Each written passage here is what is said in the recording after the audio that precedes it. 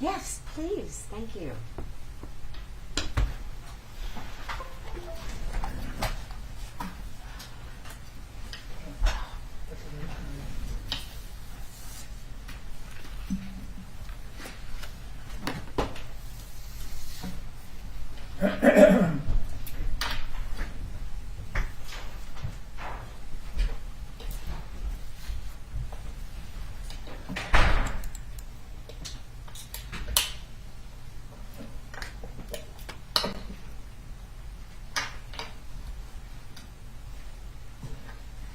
Oh, officer, if you're asked to stand up, would you please stand up in the witness box and not move?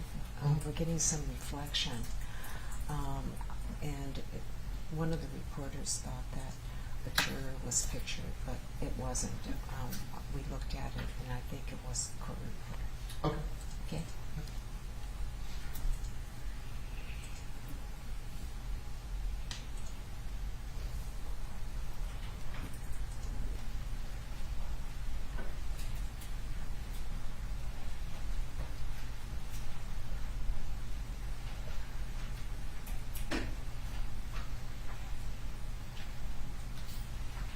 Okay, good morning. Please be seated. All right, Mr. Ng, you may cross.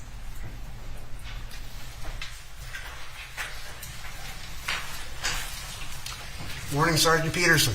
Morning. My name is Paul Ng. We met once before. I have some questions for you on behalf of former Officer Potter. Okay. You started your testimony yesterday by discussing why you became a trainer. Yes. And one of the reasons you mentioned yesterday was that you wanted to be safe. Correct. Safe meaning your own safety, correct? Mine and that of my partners. And you wanted your fellow officers on the street to be safe? Yes. And you also wanted wanted the community to be safe that you serve. Yes. Okay. And specifically, you've trained officers so that you can trust what they do in times of need, your need, the needs of other officers as well. Is that correct? Correct. You're training them to make a split-second decision Yes. in what can be very dangerous circumstances. Yes. Okay? And you're training them to, if you were at risk, that you would want them to be making an instant decision on your behalf. Is that correct? Can you repeat? You'd want them to make the right decision for you if you were in harm's way, right? Correct. Which is a key motivation for you. Yes. And the purpose of training is many things, but one of the reasons you train is that police work is risky. Correct. You're dealing with a public that sometimes can be very dangerous, Yes. can be armed, Yes. and can be unpredictable in their behaviors. Yes. And there is a need then to react quickly to what an officer sees. Is that correct? Correct. And what you train in an omnibus way is for them to be to have the tools they need to respond. Is that correct? Correct. To respond quickly, Yes. and then you leave them with a certain amount of discretion to make that decision depending on individual circumstances. Okay? Absolutely. Now, Officer Potter attended your classes that you've described. Is that correct? She has. She was an attentive student, right? Yes. She fully participated in all your scenarios. Is that correct? Yes. Okay. She didn't miss any of your classes or skip out. If she missed them, she wouldn't have been on a roster, Right, but- and then she would have had to make up that training. Yeah, but if she's on your roster, she attended. Correct.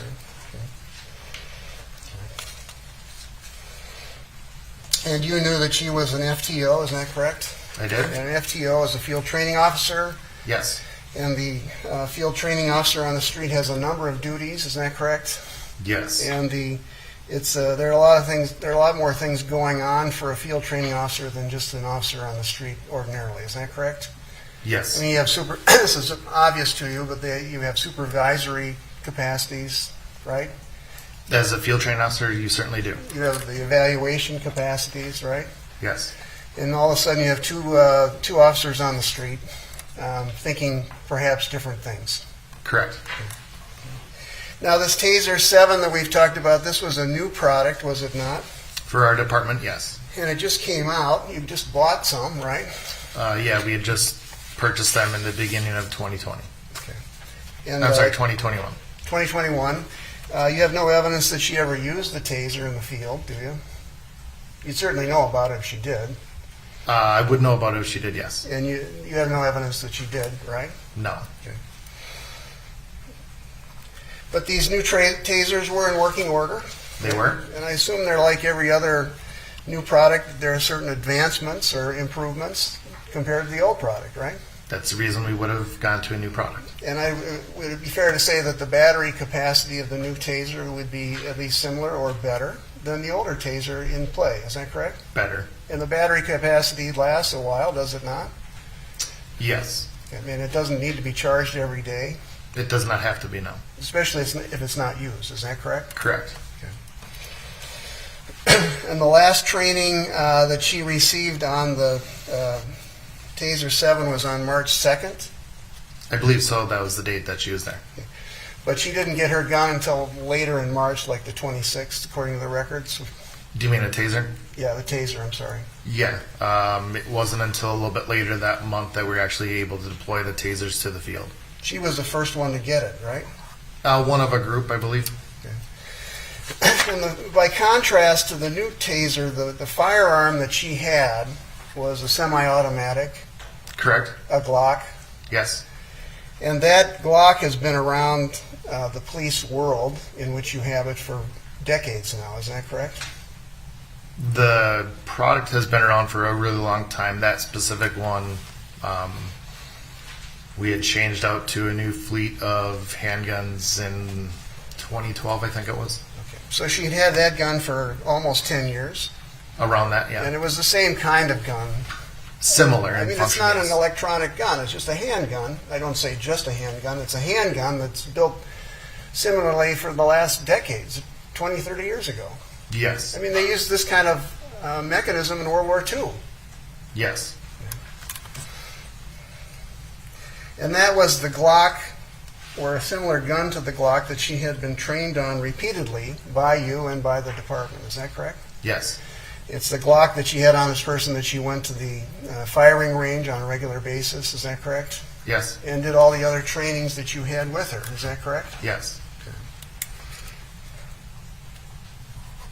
Now, the training that you have in tasers is such that you try to get close to what it's like in real life to use them and what the officers face. Is that correct? As close as we can in the training session, yes. But you never can quite reach that level, of course, right? Never will be able to. Okay. So you do the best you can do. Correct. Okay. I mean, you can't, for example, replicate a car taking off. That would not be safe in a training environment. You can't replicate an officer who is inside a car that might take off. Is that correct? Not practically. In talking about it, we do, but Yeah, not. but you'd never put someone in harm's way during training, obviously, right? No. Okay. And you know from your training, you tell the officers that every response by the individual officer will be unique, right? Can you say that again? Every officer will respond in a unique way to the training. Is that right? Correct. I mean, everyone has different blood pressures that go up, right? Yes. Everyone has different reactions to adrenaline. Correct. And officers see different things at different times during your training exercises, right? Absolutely. And even during all your training, you recognize that certain officers take different routes and exercise discretion differently. Is that right? Correct. And there may not be any one right answer. Correct. In fact, some of your training exercises are designed so there may not be a right answer. Yes. And lately with COVID, it's been difficult to have in-person trainings. I think you mentioned that yesterday. It has been extremely difficult. I mean, you used to use volunteers, as I understand it, strangers, so that the officers wouldn't know who they are, right? Not strangers, but civilians in our department. Okay. But that's not really possible nowadays. We're getting a little more back to normal, but still not where we were 2 years ago. But even earlier this year, it wasn't advisable. No.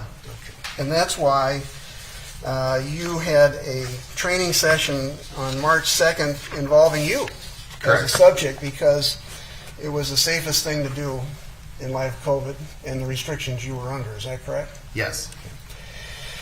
And you talked about scenario training yesterday. Yes. Scenario training would be where the officers are required to react to a certain situation where there's a person. Isn't that right? Yes. And you yourself on March 2nd created 2 scenarios where the officers would react. Is that right? I did. And it's the only training on a scenario that was given for the Taser 7. Am I right about that?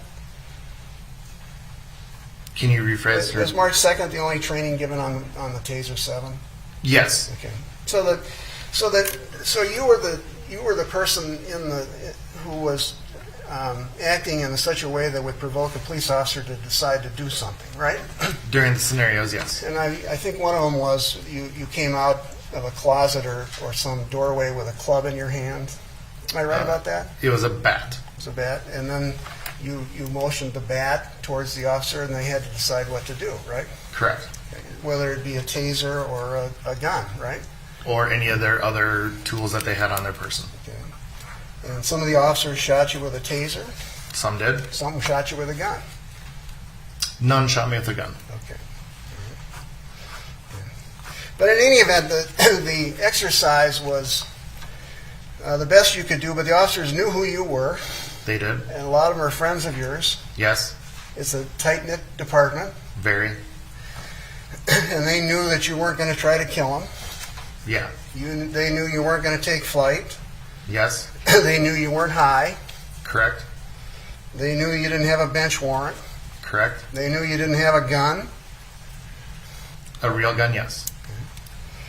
And they knew you didn't have an access to the gun around your person. Correct. And they knew that you weren't going to use a gun. Real gun. Yes. Okay. And they knew you weren't going to hurt them. Correct.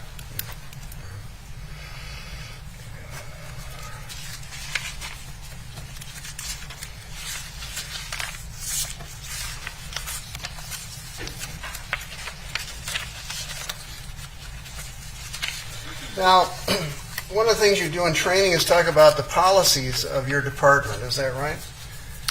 Some of the policies, not all. And yesterday we talked about the Taser policy, which is number 304.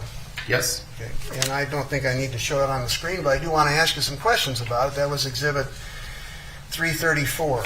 Okay. Okay. And you've almost memorized this, haven't you, over the years? Not verbatim, but I have a general idea how to put it in practice. I mean, you've talked about this hundreds of times. Yes. And the early part of the policy is at 304.3, and it says the officer shall, the verb is shall, only use a taser device that has been issued by the department, right? Correct. Okay. So you want to control what they use. They can't buy their own. Correct.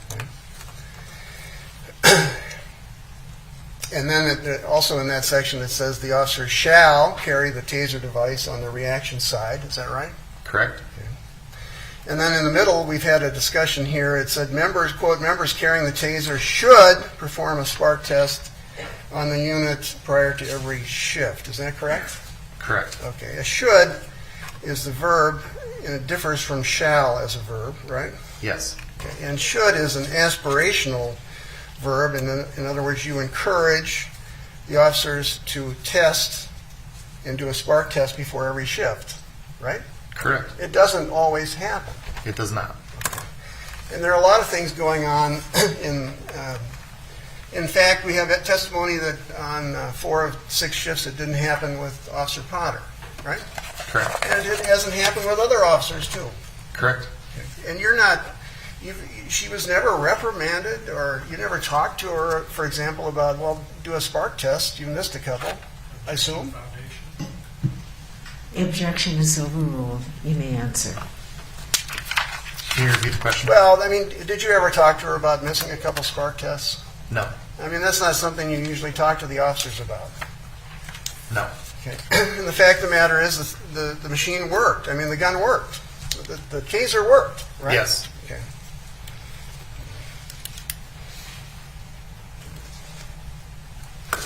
And also in this section 304, you talk about verbal warnings that must be given to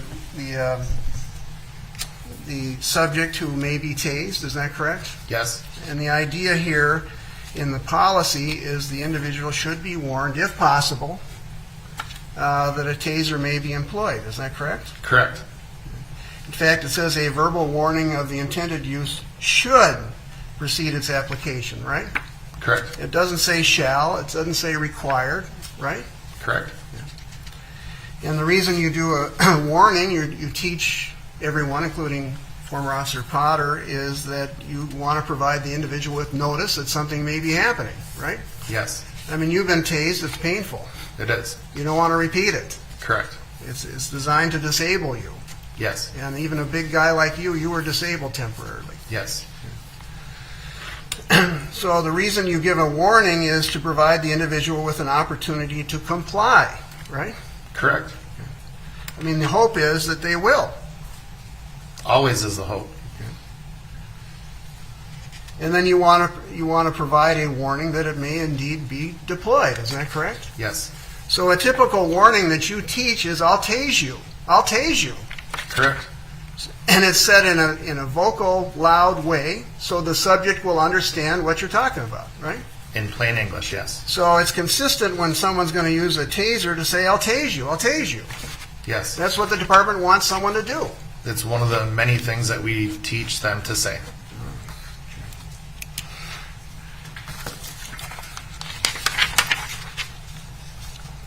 And then there's a section on application of the taser, 304.5.1, that permits the use of the taser or suggests the taser can be used, right? Yes. Under certain circumstances. Yes. And one of the circumstances is if the subject is violent Yes. or is physically resisting. Mm-hmm. Yes. I mean, if someone is resisting a cuffing and attempts to get back into a car, for example, that person can be tased. Yes.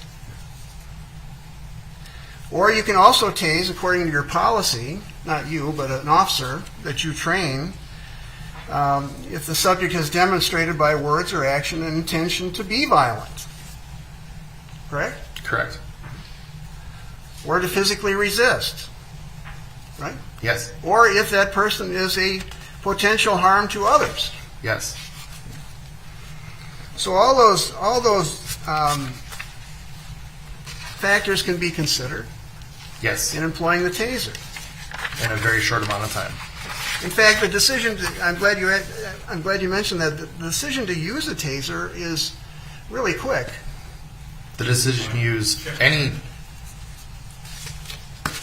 The objection? Well, I'll let the answer stand. You can finish what you were going to say. Any use of force has to be made in a very short amount of time.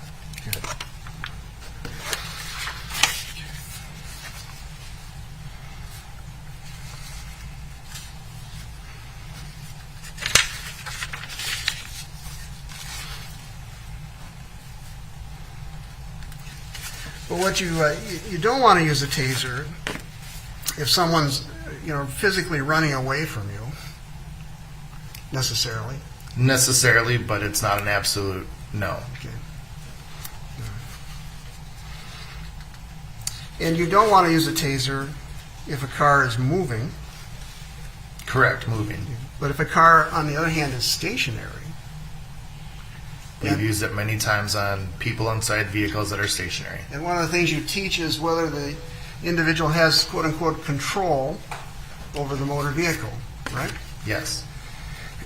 And the rule that you teach, I think, and you tell me if I'm wrong, is that if the individual doesn't have control over the car, the taser would be appropriate. It certainly could be depending on the circumstances. And again, you rely on the officer's discretion to make that decision. Yes. Now, we also heard a lot of testimony about taser warnings.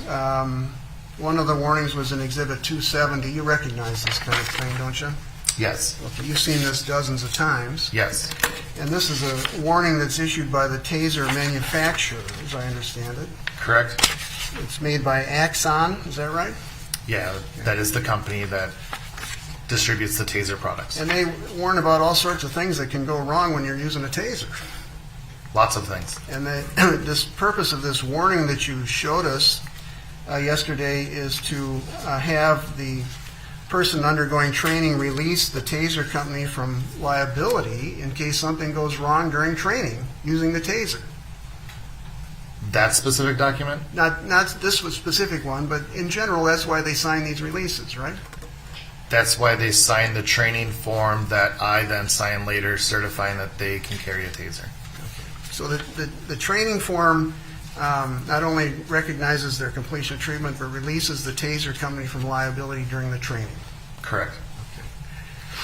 And one of the warnings of this document, 270, that we saw is that there can be a confusion between a taser and a handgun. Yes. And there is a recognition thus by the company that makes these things that there can indeed be a confusion between the two. Yes. Otherwise, why warn you, right? Right. And there have been confusions between tasers and guns Several. across the country. Yes. And in fact, the taser is shaped, at least on a handle basis, like a gun, right? It is? It has a trigger, right? Yes. The handle may be smaller, but it's Yes. still a gun handle, To fit into a hand, correct. especially a smaller hand. Any hand. And one of the reasons the taser manufacturer releases or wants all these releases is that they know, and you know from training, that mistakes can happen. Correct. Mistakes can happen during training when someone is trying to use a taser. Yes. And mistakes can happen when someone confuses a taser with a gun. Correct. And it can be an innocent mistake. Certainly can be. The objection is sustained. And the answer, the jury will disregard that asked question and answer.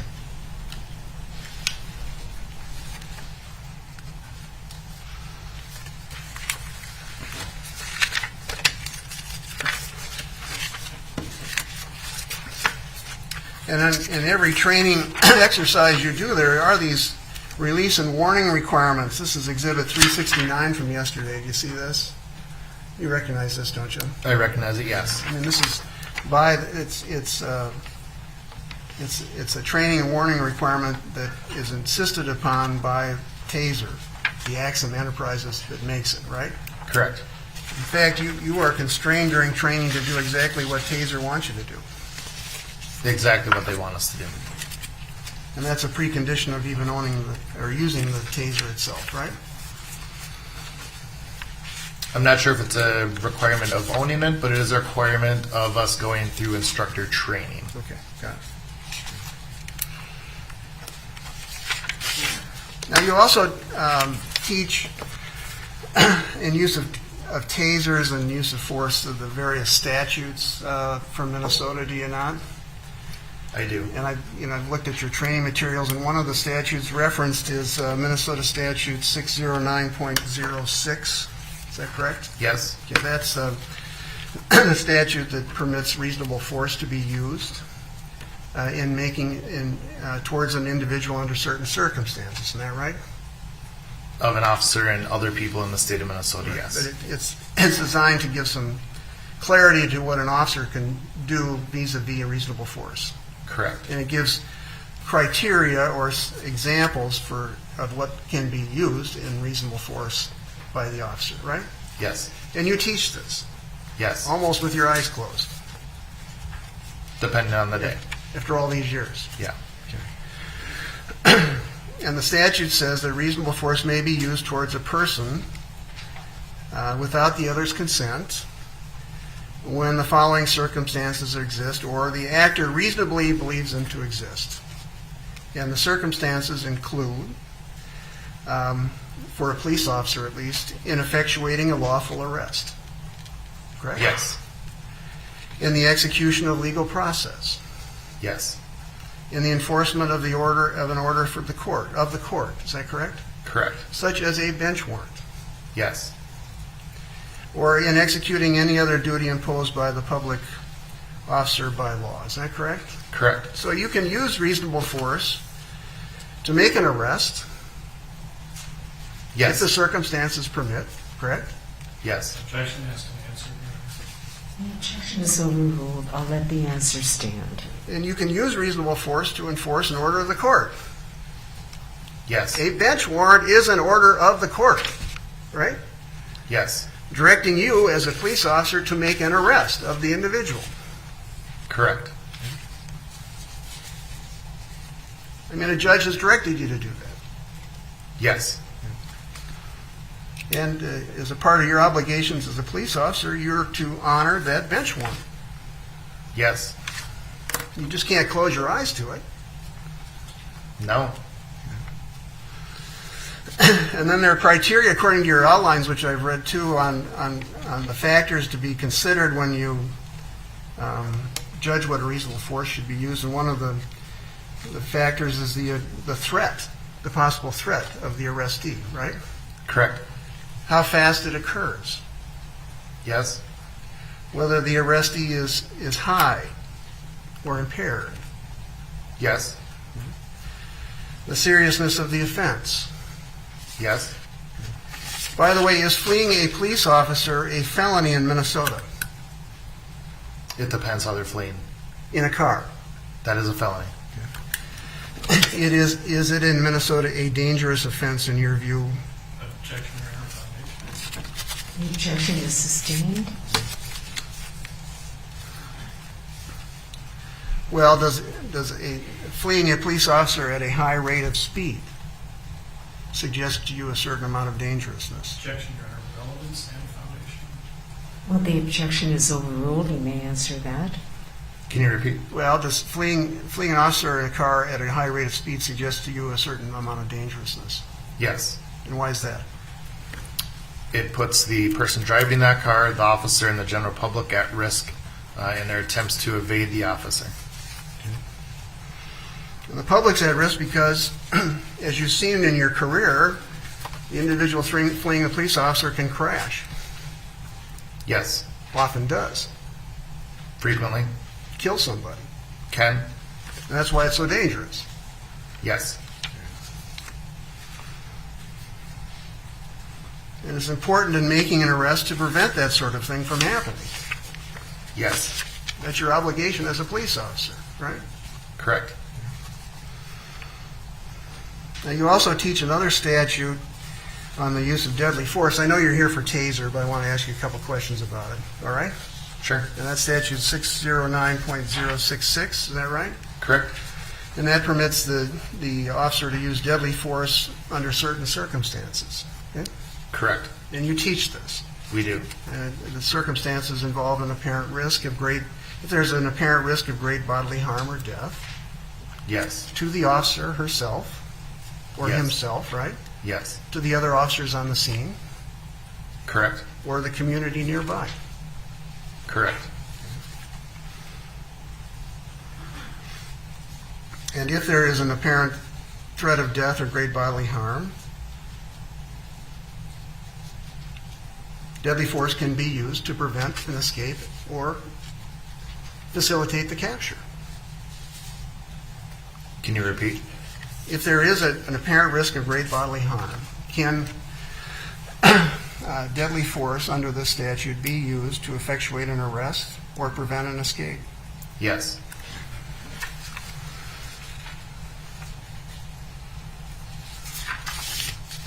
And when you evaluate the use of a deadly force, you teach that it's a decision that's made right there and then.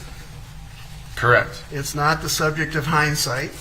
Correct. It's not whether someone would have done something differently after the fact. Correct. It's not the subject of a 20/20 vision. Correct. And it's a decision that's made under rapidly evolving circumstance, right? Yes. That's right out of Graham versus Connor, which you teach too. Correct. And finally, the decision is made at the very moment the force is used. Is that correct? Yes. And it's what was known to the officer at that moment. Correct.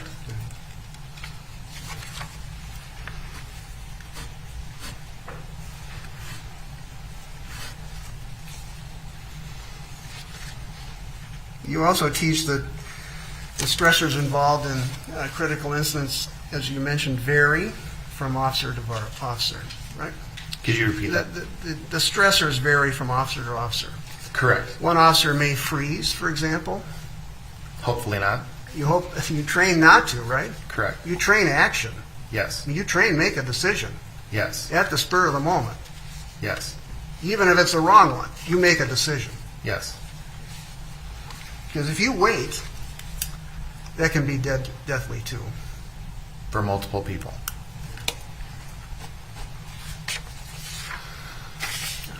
Now, you have not, in your capacity as a witness, seen any of the videos in this case, I think, right? Only small snippets months ago. All right. So, in fact, you haven't wanted to because you knew you were going to testify as a trainer. Correct. Okay. So you didn't want that to be in your brain, so to speak. Correct. And you knew it, once you saw it, it wouldn't leave you. Yes. Because you knew everybody here. You knew everybody in the video. Very well.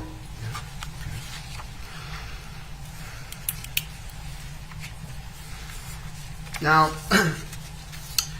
but you do teach officers that, where there's a warrant for a gun charge, they should make the arrest. Am I correct? If there's a bench warrant. Can you say that again? Where the suspect has a bench warrant for a gun charge, they should make an arrest. Yes. They can't let him go. No. You also teach that when a gun is involved on a bench warrant, that the officer should be vigilant about another gun being in the car at issue, Absolutely. or a gun being on the person. Is that correct? Yes. And you train this over and over again, right? Yes. Because stopping someone in a car is one of the most dangerous things you can do. Yes. And police officers who aren't vigilant and are not aware of the dangers can be shot. Yes. Have been Yes. in Minnesota. Yes. Just because a gun isn't found later in the car at issue doesn't mean the officer's interest in or belief a gun is there is invalid, though. Objection or relevance? The objection is overruled. You may answer. You want me to repeat that? Please do. Just because a gun isn't found doesn't mean to you that the officer's interest or belief a gun may be in the car is invalid. It would not be invalid. And just because the arrestee doesn't have a gun on his person, the officer is still reasonable in his belief or her belief that a gun may be there, or a gun would have been there, or could have been there. They'd be reasonable in that belief, yes. And you also teach during all these lessons that you have is that there are certain community interests in play in making arrests. Yes. And one of the interests in the community is the safety of all the innocent citizens, right? Correct? Of course, it is to prevent harm to the officers. Yes. That's a community interest. Yes. It's to ensure public safety. Yes. It's to ensure a driver who's not supposed to drive doesn't drive anymore. Yes. I mean, you got to have a license to drive. In the state of Minnesota, yes. It's unsafe to drive without one. Yes. It's unsafe to drive without insurance, Yes. because that's a requirement too, right? Of the state, yes. And another community interest is to validate court orders, right? Yes. If a guy's not supposed to be on the street, he's got to get off the street. If that's what the court said, yes.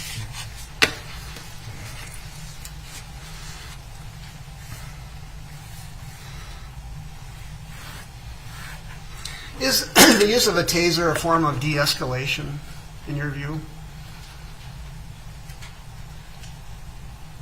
Yes. Meaning that instead of, it can de-escalate the situation by incapacitating the defendant or the suspect, right? Or other ways, yes. So you're taught to use the taser to de-escalate a situation, fair? Yes.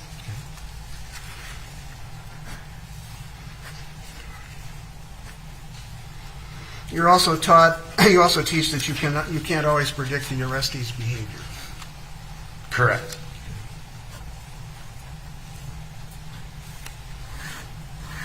Now I want you to, I know you haven't seen the video, but I want to give you a hypothetical and ask whether the use of the taser would have been appropriate, okay?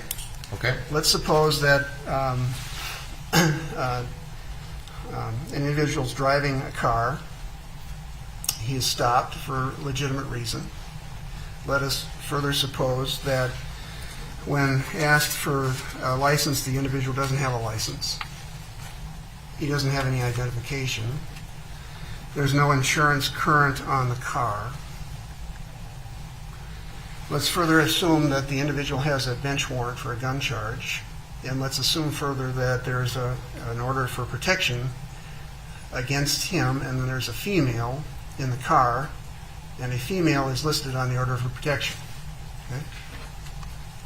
And let's assume further that when the individual police officer in my scenario tells the individual to get out of the car and tells him further that he's under arrest, and the individual resists arrest. And the individual is told by another officer on the scene, I'll tase you, I'll tase you. The individual climbs back in the car, it's stationary, but attempts to engage the car. It is not moving. Under those circumstances that I've outlined for you, would it be reasonable for an officer to fire a taser to stop this individual? Your Honor, I'm going to object on calls for speculation, foundation. The objection is overruled, and you may answer. If that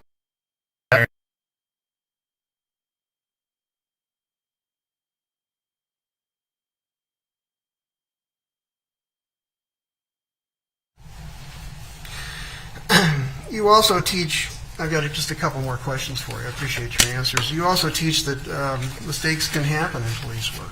Objection, Your Honor. The objection is overruled.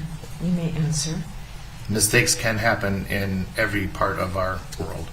Accidents can happen. Yes. They're no matter how hard you train, no matter how hours you put into it, policing and living is a human endeavor. There are too many variables to have planned out in advance to be able to eliminate that forever. And we're all engaging in the endeavor of living imperfectly. Correct. But when someone, like a police officer, yells out, taser, taser, taser, and shouts at a suspect, does that indicate to you that a taser is about to be used? Yes. You've known Officer Potter for 15 years. If not longer. And you're familiar with her character and reputation in the community. Yes. I mean, you've watched her, worked with her. It's a close-knit community, right? Yes. Does she have a reputation in your community for being peaceful? Objection, Your Honor. The objection is overruled. Can you repeat? Pardon me? Can you repeat? Does she have a reputation in your community for being peaceful or having the trait of being peaceful? Yes. Peacefulness. Does she have a reputation in your community for having the character trait of being law-abiding? Yes. Yes, she does. May I have a moment? Yes.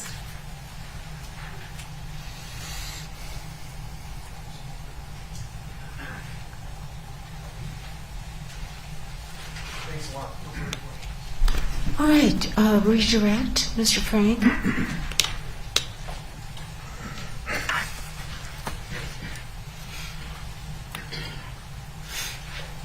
Thank you, Your Honor. Thank you, Sergeant Peterson, for coming back again this morning.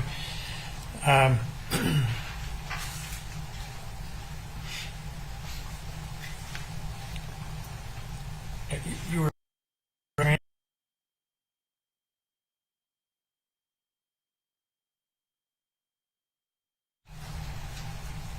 It's not part of the curriculum, but when officers do things in training that may not be what they wanted, we retrain that. So I would classify that as being an accident. It's not something that they wanted to have happen. and then you would correct that, you would address that?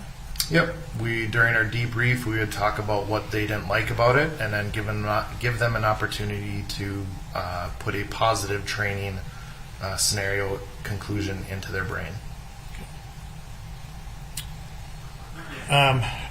During this training on March 2nd of this year, you did this scenario and with the bat, correct? Correct.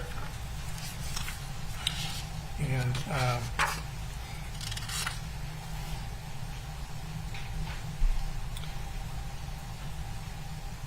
you said nobody shot you with a gun, right? Not for that specific part of the training. And did anybody draw their gun, saying that they actually meant to draw their taser? I do not recall. And I think, in that scenario, as with all scenarios, they know they're being assessed, correct? Yes.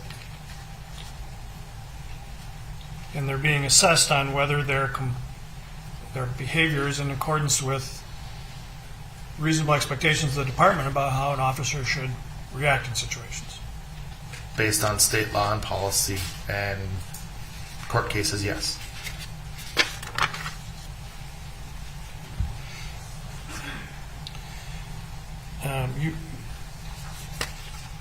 You were asked about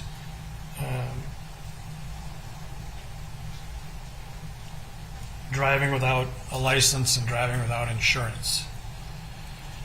You have any idea of how many times you've stopped people on duty in Minnesota that did not have a license? Objection beyond the scope. The objection is overruled. You may answer. How many times I've stopped somebody without a license while working as a police officer? Correct. That's the question? Hundreds. And how many times have you stopped people and found out they did not have insurance? Hundreds. Do you recall, how many times in those hundreds and hundreds of those stops they were driving unsafely? I didn't hear the last word. That the drivers that you stopped had been driving unsafely. That'd be really hard for me to put a number on over a 16-year career. I'm trying to figure out. So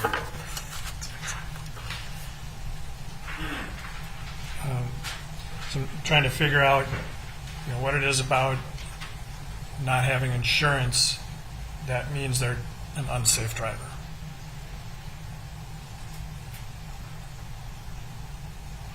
It would depend on the driver, I guess. I mean, there'd be specific circumstances for that stop, but generally, I have seen that people who don't have a license and insurance don't follow the rules of the road the way people who do have a license and have insurance do. So when you're stopping somebody, you don't know if they have the fact of insurance alone doesn't make them unsafe. No, and that's not something I know before the stop.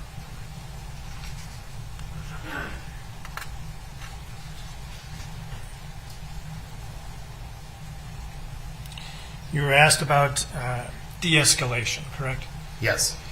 And de-escalation is, in fact, something you teach as part of the training of officers in Brooklyn Center. It's something we teach and our profession has done for decades. And, in fact, it's mandated by post, isn't it? Recently, yes.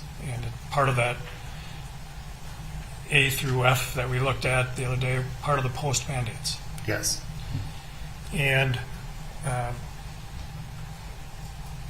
so using a taser, you indicated, is one way of de-escalating a situation, correct?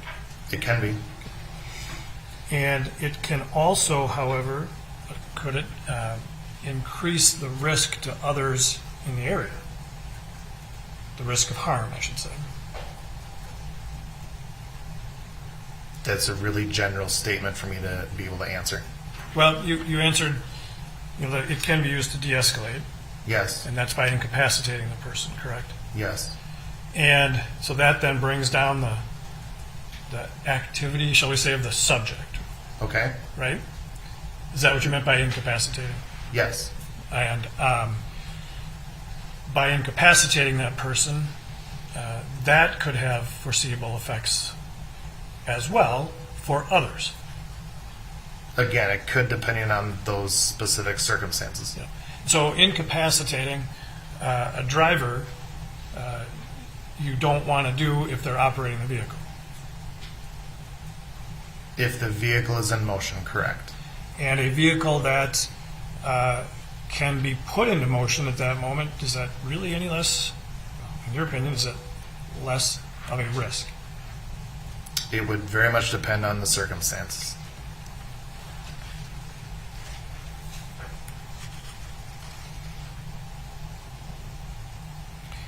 And you are not familiar with the exact circumstances of this incident, correct? I am not.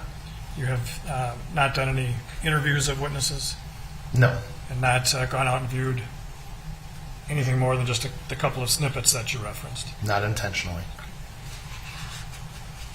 And by not intentionally, you mean Those snippets. you saw those just, The news was on, and by the time I turned the channel, I had seen part of it. okay.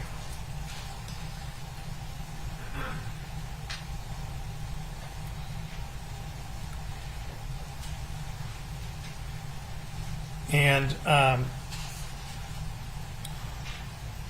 you talked about, or you were asked about stopping the car. Stopping a car is a dangerous situation, correct? Correct. Not all stops are dangerous, but it is a dangerous situation for officers, right? One of the higher dangers, yes. And is that one reason why officers will often stop when another officer already has a vehicle stopped to provide backup? Yes. Does the presence of more than one officer help with ensuring the safety of the officer and others? It should, yes. And that's the whole point of backup, right? Correct.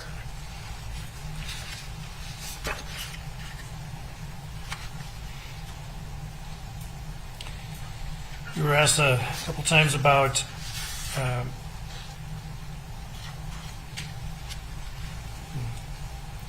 well, let me back up to the situation involving the vehicle.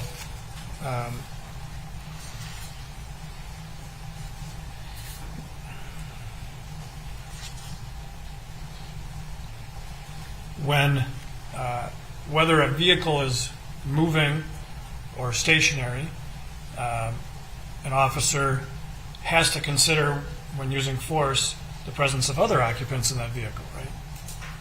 Yes.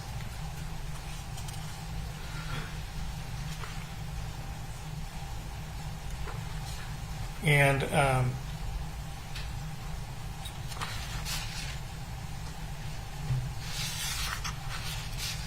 you were asked this hypothetical, and what I want to ask you about is when assessing whether to pursue somebody that you have stopped and is trying to get away, is one factor for the officer to consider when using force whether that person has been identified and could probably be found later.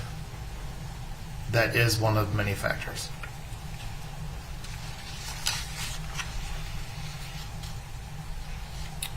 You were asked about the term hindsight, correct? Yes. And that's in your training materials? Over the years, yes. And what does that mean to you? It means that the incident will not be judged by anybody with information that was collected after that incident. And so that determination of the reasonableness of the officer's force, if I understand what you're saying, is not based on things the officer didn't know at the time. Correct. You also talked about the language about 20/20 vision. What do you mean by that? What is your understanding of that term? It's similar to that hindsight, that information not known at the time of the incident to the officers on scene cannot be used to determine the reasonableness of that force. Do you know if those terms are actually in the statute about force, authorized use of force? In statute? Correct. They're not in statute, but they're in case law. And you accept the proposition that here in court the judge will give the jurors instructions on what the law is to apply here. Yes.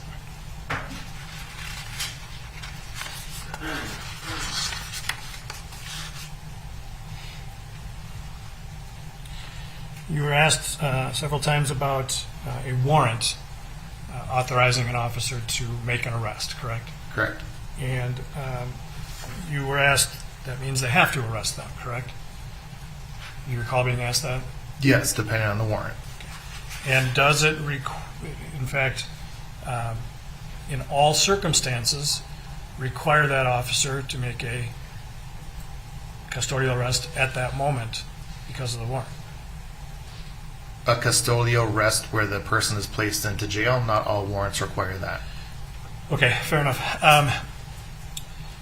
In executing a warrant, making an arrest, as you were asked about earlier, officers still have to determine the amount of force that they will use to make that arrest. Correct. And a warrant still requires that an officer use reasonable force to make the arrest, correct? Yes. And if an officer determines that they cannot safely make that arrest, safety for themselves or others, that's a decision they can make, correct? That being only one of many criteria. Sure. So they have, while there is a court order, they have some discretion on how they make that arrest on that warrant. Some.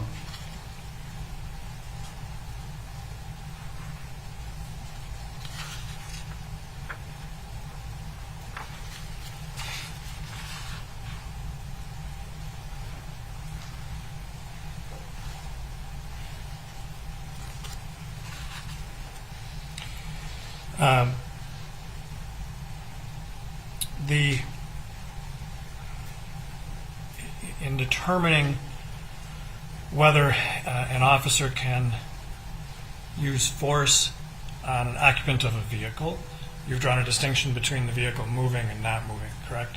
Correct. Does the officer have to take into consideration the ability of a person to put that vehicle in motion?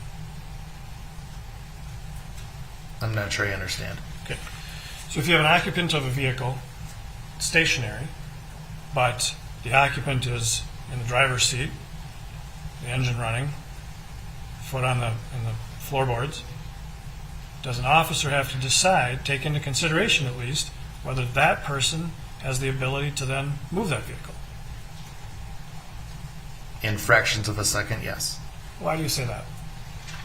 Because life happens really fast in force incidents. So it would depend on the circumstances of that situation. Correct. But it is something to take into consideration.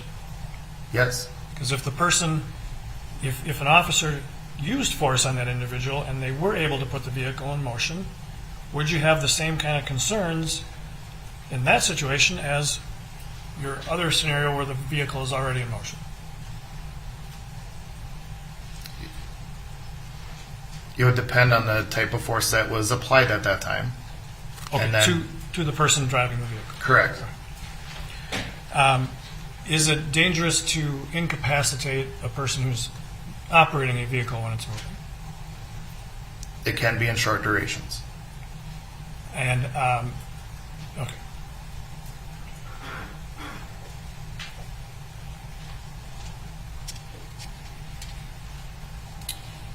Incidentally, you were asked about confusions. You indicated there have been cases of confusions of a taser and a handgun.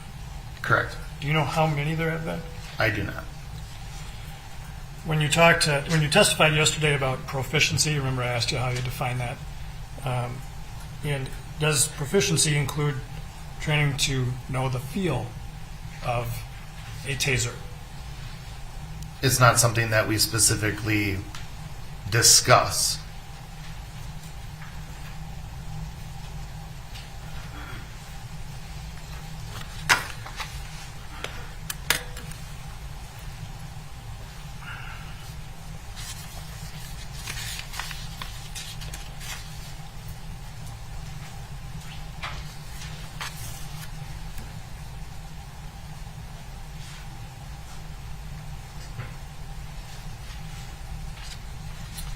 And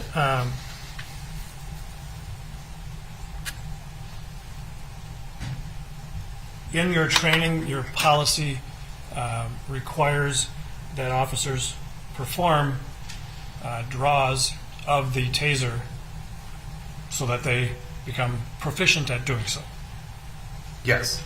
And so that is done as part of the training? Yes. Have you ever drawn your handgun when you meant to draw your taser? Not that I recall, no.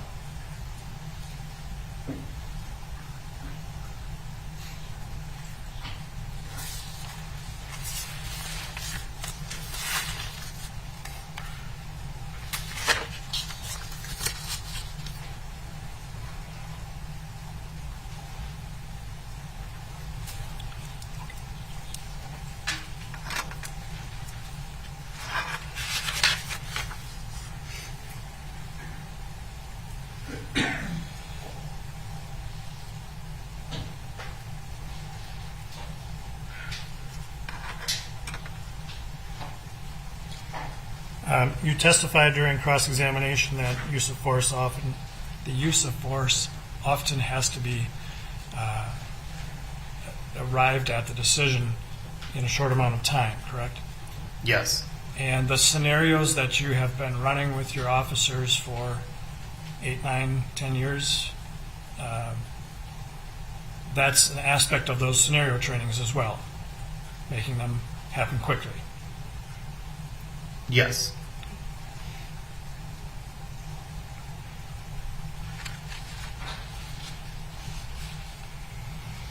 You're familiar with this, well, let me ask you this. The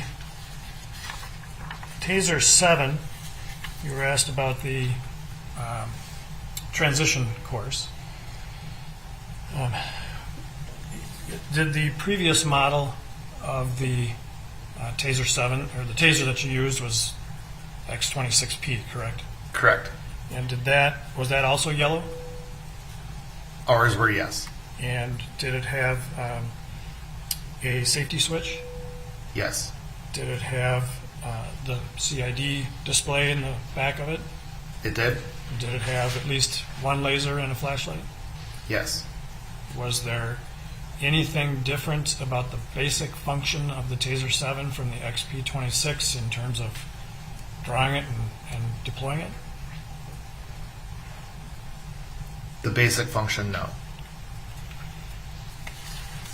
The spark test that was in policy existed, or that requirement was in policy as well with regard to the X26P, the previous model. Yes. And Mr. Eng told you what should means, but is it expected that officers will follow that part of the policy to perform a spark function test? As much as possible, yes. Well, what would make it impossible to do? If as soon as we got into roll call, the shooting came out and we had to run out to go render aid.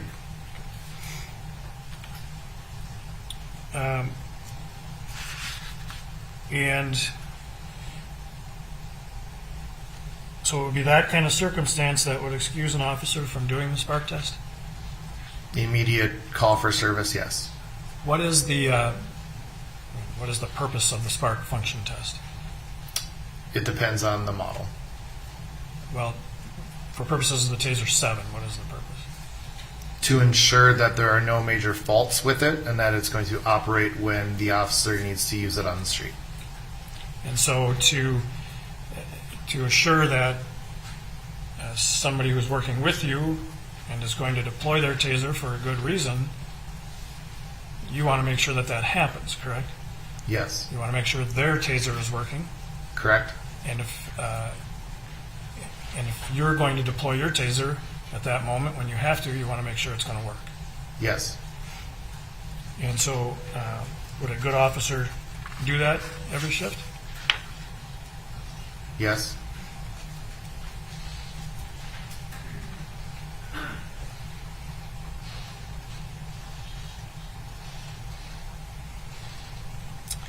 Have you done scenario-based training where the scenarios involve the stop of a motor vehicle?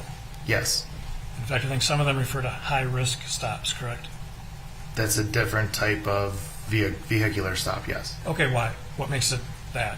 Circumstances of that stop would have us not approach the vehicle. We'd wait until there's additional squads there, more than just two, and we would call the people out of the vehicle back towards us rather than us going up towards the vehicle. So a much different structured or approach to the vehicle. Correct. But you have done regular vehicle stops in your scenario training? Yes. And in some of those have the role players that are the driver of the vehicle attempted to flee. I don't recall. Is that a possibility that that was done in scenarios? Certainly is a possibility. Is something officers would need to be, well, is that something officers would need to be prepared to handle out on the road? Yeah. Yes.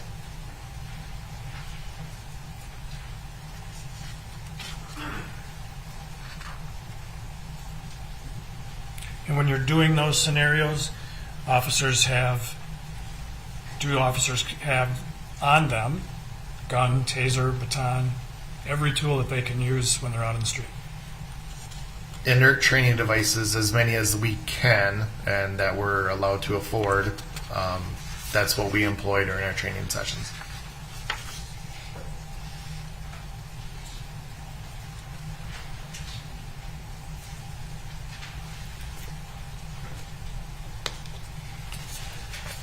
When you are training on firearms and qualification for firearms, do you have to train, or do you train that officers must consider backdrop?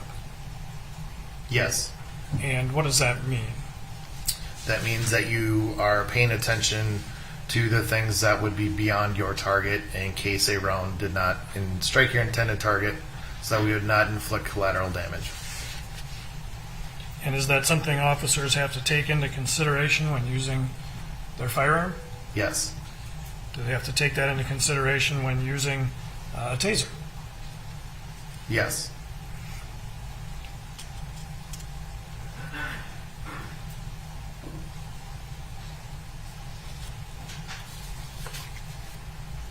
If I could just have a moment, Your Honor. Yes.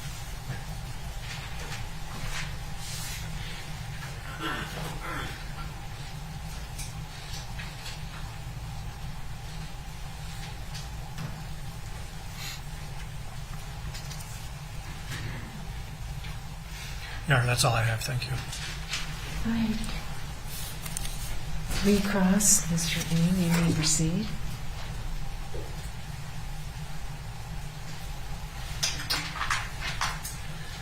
A couple more questions. You were asked whether a good officer would do a spark test. I was asked that. Well, a good officer might miss a spark test too. They certainly You could. can be a good officer and miss this occasionally. Correct. It's not the criteria you would use to judge a good officer. Not in and of itself, no. And the question of insurance, I mean, well, you'd look at the bulk of a career, for example, wouldn't you? Can you say that To again? judge whether an officer's good or not, you'd look at the bulk of a career too, wouldn't you? Yes. The body of her work, right? Yes. A person who drives with insurance, you indicated, has a little more difficulty with the law. Would you explain that? I'm going to object to your Honor, speculation. The objection is overruled. You may answer if you can. Do you remember the question? Can you repeat it? Sure. Well, you were asked on direct about insurance, and you indicated that when an individual has insurance, there is more of a proclivity to have problems, so to speak. I'm paraphrasing your answer. When they do not have insurance, Yeah. they're more unsafe on the roads. Yeah. Why'd you say that? One of the primary duties of a police officer is to ensure traffic safety, to prevent crashes, to prevent people from driving under the influence. In my career, I have stopped people that have been not safe in their driving to meet those goals, and during those investigations, many times I have led to those people not having insurance. And the lack of insurance harms the community. Yes, Because if there's a crash, there's no recovery by the automobile that doesn't have insurance, correct, which is the function of insurance to begin with. correct. And in fact, when you apply for a license on a car, you have to indicate the insurance company that covers the car, right?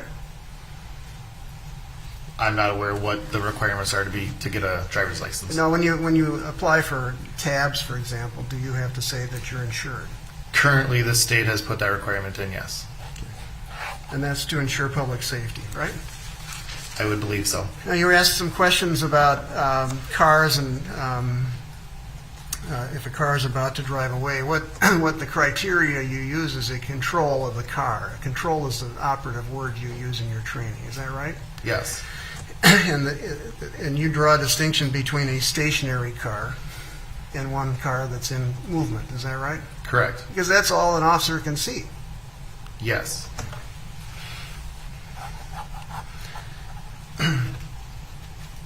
And you've had instances in your career where you attempt to make sure that the individual doesn't drive away from you. Is that right? in my career, Yeah. yes.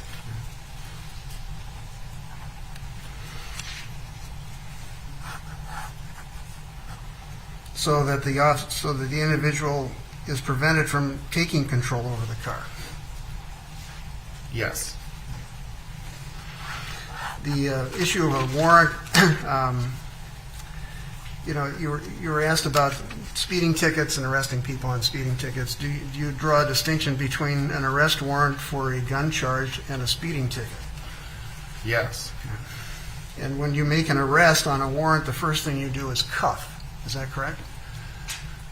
when I make an arrest, Yeah. after telling them they're under arrest, yes, that would be to cuff them. And then once you cuff them, you put them in your car. Correct, And then you figure out what you're going to do. correct. Now, in the scenario that I gave you on the use of tasers, one more fact that I want you to consider, one more hypothetical fact. Suppose further that a police officer is inside the car and the driver is attempting to leave, and the officer is, the door to the passenger side is open, and the officer is seen inside the car. Would a taser be appropriate to be used to stop the individual from leaving? Where is the officer? The passenger side, the passenger seat, In an open door or a closed open door? door. And they're in the interior of the vehicle.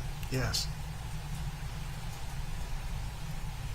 And your question about that scenario for this is? Should that individual be stopped?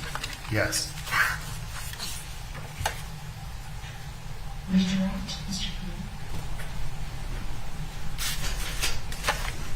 Thank you, Your Honor. I will try to be brief.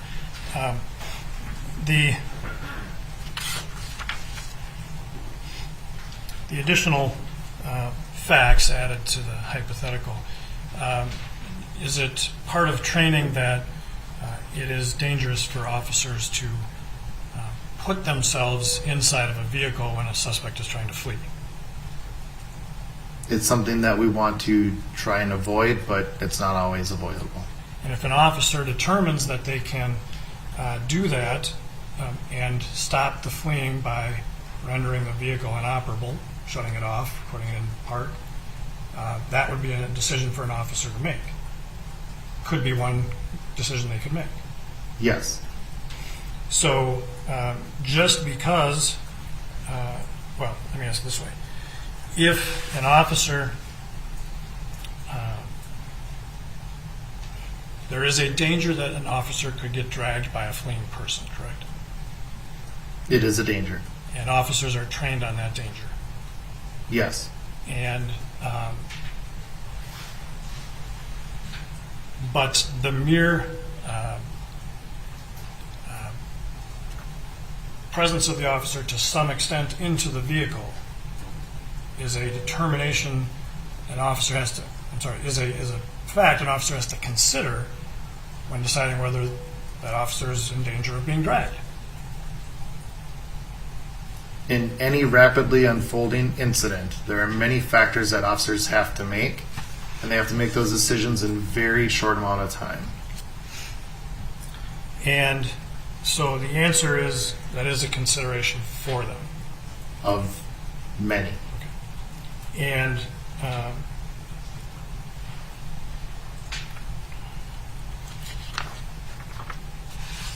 the officers that you have trained for Brooklyn Center would know that it's dangerous to place themselves in a position where they would be in a vehicle that could be. Objection foundation. The objection is sustained. Well, I asked, well, is it part of your training then that officers should not put them in a position like that in a vehicle? We do not deal in absolutes because no incident in this world is ever forecasted. We give recommendations. We give officers as many hypotheticals as we can, but the world is constantly moving and evolving. It's something that we warn on, but it's that officer's determination at that time in that specific incident that is different than any other incident that they have probably been in to make that decision. Fair enough. And so what you're saying is it all would depend on where that officer is, where their feet are, where they're located physically, if they're outside the door. It's going to depend on a lot of considerations. It would depend on their actions, the actions of officers, and the actions of any suspects or any other people inside that vehicle. But in terms of reasonable force by that officer, it's from that officer's perspective. That specific officer's perspective, what their actions are. That's all I have, Your Honor. Okay, Mr. Bean.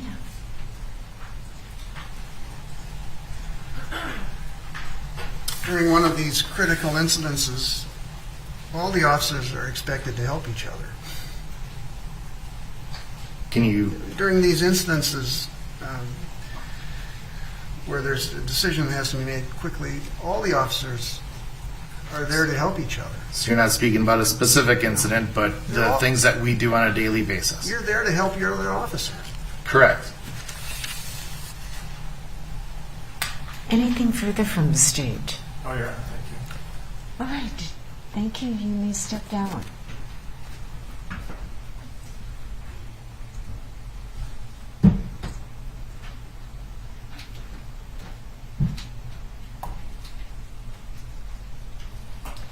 Okay, members of the jury, we're going to take our morning break. Okay?